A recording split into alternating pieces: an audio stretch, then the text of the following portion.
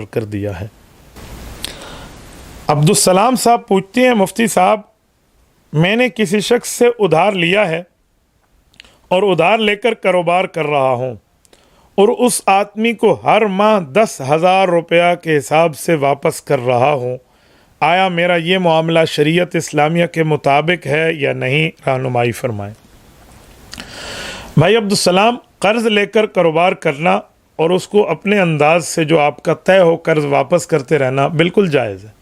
جو صورتحال آپ نے پوچھی ہے اس کے اندر کوئی ناجائز چیز نہیں ہے، بلکہ یہ جائز ہے۔ ایک بات میں آپ کی خدمت میں عرض کر دوں، ادھار آپ نے لیا ہے، جتنے پیسے لیے ہیں اتنے پیسے آپ واپس کریں گے۔ یہ نہیں ہے کہ مجھے کاروبار میں منافع ہو گیا ہے تو اس منافع کے بدلے میں آپ کے قرض کو تھوڑا بڑھا کر پیش کر رہا ہوں، نہیں۔ جس طرح نقصان کی صورت میں آپ قرضہ کم نہیں کرا سکتے، فائدے کی صورت میں قرضہ بڑھا بھی نہیں سکتے، یہ سود کا معاملہ بن جائے گا، اس سے بچیں۔ اور یہ نہ سمجھیں کہ وہ بندہ کاروبار میں میرے ساتھ شریک ہے، ورنہ کاروبار میں شریک ہے تو پھر قرضہ نہیں ہوتا، پھر وہ اپنے حصے کا منافع لے گا اور آپ اپنے حصے کے منافع لیں گے اور اس میں آپ کی محنت کی اجرت وغیرہ بھی طے کی جائے گی۔